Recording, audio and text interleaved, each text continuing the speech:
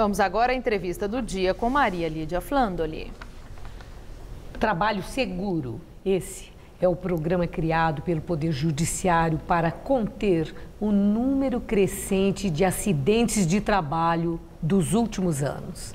E nós vamos conversar com a desembargadora Maria Doralice Novaes, que é presidente do Tribunal Regional do Trabalho de São Paulo. Muito obrigada por estar conosco. Ações de prevenção vêm sendo desenvolvidas, prevenção de acidente do trabalho, há muitos anos no Brasil. No que é que esse Trabalho Seguro, o programa do Poder Judiciário, difere do resto que já vem sendo feito? Bem, principalmente pelo fato de estarmos agora focando nos grandes problemas e nos grandes acidentes nacionais. Esse programa é um programa capitaneado pelo Tribunal Superior do Trabalho e tem, juntamente com ele, todos os tribunais regionais do trabalho em ação. Eles buscam, basicamente, fazer com que todos os trabalhadores tenham uma noção exata dos seus direitos, o direito ao trabalho seguro. Tem muita ação por acidente de trabalho na Justiça do Trabalho? Tem muita ação, tem muita ação. Nós começamos em 2011 a fazer a contabilidade dessas demandas e chegavam em torno de 24 mil ações ao ano. Graças a esse trabalho, nós estamos conseguindo reduzir um pouco.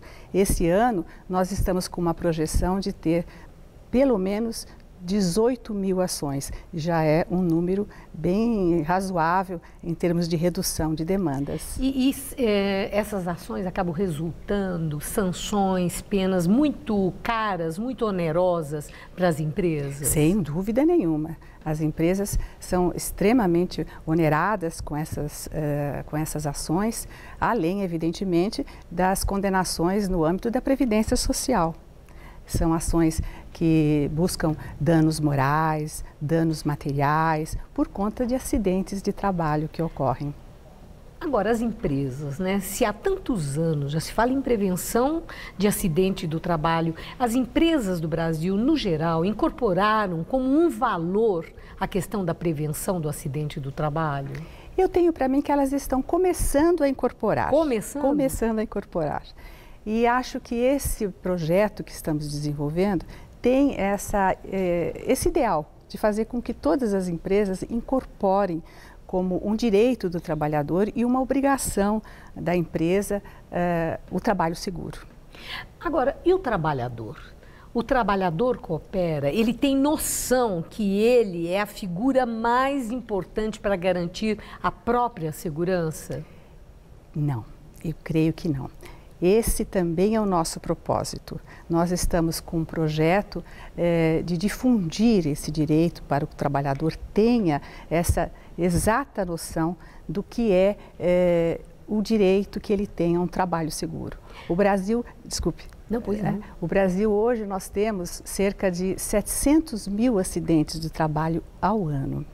Desses 700 mil acidentes, nós temos cerca de 3 mil óbitos, representando cerca de 8 óbitos por dia. É muito, né? É muito. É muito.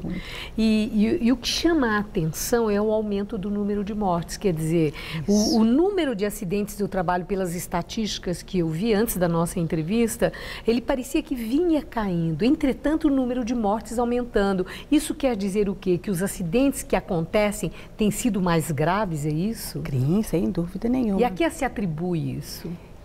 E tenho para mim que são as novas condições de trabalho da vida moderna.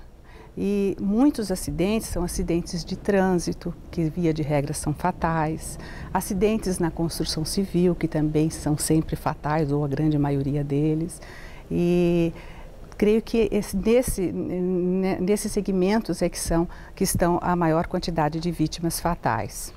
E nas ações trabalhistas com que se trabalha nos tribunais do trabalho, da Justiça do Trabalho, o que aparece como ações ou omissões mais frequentes que acabam resultando esses números que impressionam? Sim, basicamente a insegurança no trabalho, a falta de condições para que o ambiente de trabalho seja seguro para o trabalhador. A falta, muitas vezes, de equipamentos de proteção individual e coletiva, a falta de informação para que o empregado tenha a noção de que ele é obrigado a utilizar os equipamentos de proteção individual e os equipamentos de proteção coletiva por parte da empresa.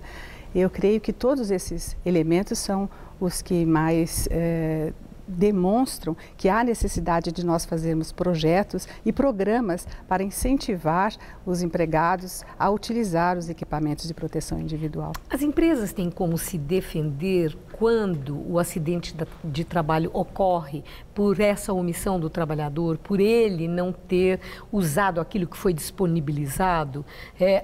A empresa tem como se apoiar nisso ou ela acaba sendo condenada porque ela falhou na persuasão, digamos?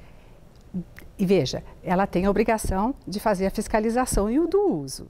Se ela demonstra que ela faz essa fiscalização, ou seja, que ela entrega o equipamento e que faz a fiscalização do uso, é evidente que ela tem o direito de defesa. E nessas condições, via de regra, não é condenada. Se ela demonstra eficazmente, não é, que os aparelhos e os equipamentos estão sendo utilizados, estão sendo fornecidos e fiscalizados. De forma que há também a culpa do empregado nesse caso.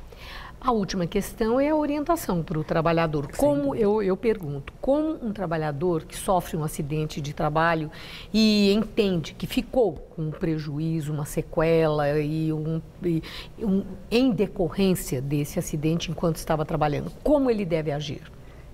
Procurar imediatamente um advogado para ingressar com uma ação contra o empregador, buscando um dano material e, muitas vezes, um dano moral também, porque esses acidentes, em regra, também ocasionam um grande e forte dano moral no trabalhador. E essas ações, elas são ágeis ou elas demoram a vida inteira, hein? Não, na Justiça do Trabalho elas são ágeis. São ágeis? São ágeis. Resolve logo, então? Resolve. Nós temos um prazo médio de 1 ano para solucionar uma demanda.